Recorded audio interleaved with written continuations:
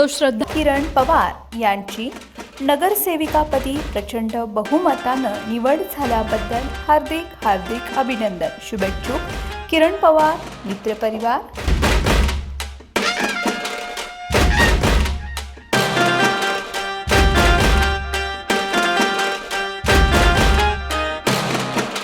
सोलापूर महापालिकेचं महापौर पद हे सर्वसाधारण गटासाठी अनिश्चित झाले.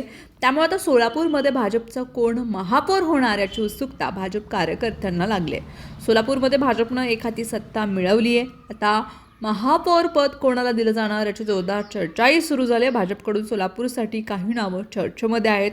आरक्षणाची सोडत निघताच या नावाची जोरदार चर्चा सुरू झाली आहे. सोलापूरमध्ये भाजपकडे 49 नगरसेवक हे सर्वसाधारण गटामधून विजयी झाले आहेत, ज्यामध्ये 24 पुरुष आणि 25 महिला या विजयी झाल्या आहेत. भाजपकडून महापौर पदासाठी अनेक दावेदार असून त्यामध्ये प्रामुख्याने प्रभाग 12मधून विजयी झालेले विनायक कोंडाल, प्रभाग 10मधून विजयी झालेले प्रथमेश कोटे, प्रभाग 2मधून जिंकलेले डॉक्टर किरण देशमुख, प्रभाग 4मधून अनंत जाधव, तर प्रभाग 24मधून नरेंद्र काळे हे प्रमुख दावेदार आहेत.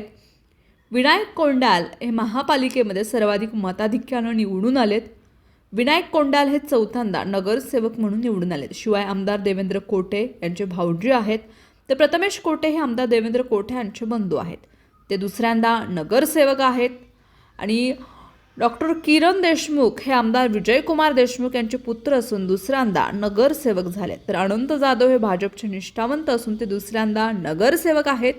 त्यासोबतच नरेंद्र काळे हे विद्यार्थी दशेपासून भाजपशी जोडले गेले असून मागील 2 वेळेस ते नगरसेवक म्हणून निवडून आलेत. त्यामुळं भाजप या प्रमुख दावेदारांना संधी देणार की ऐनवेळी धक्कातंत्र वापरून नव्यानं एखादं नाव पुढे आणणार, हेही पुढील काही दिवसांमध्ये स्पष्ट होईल.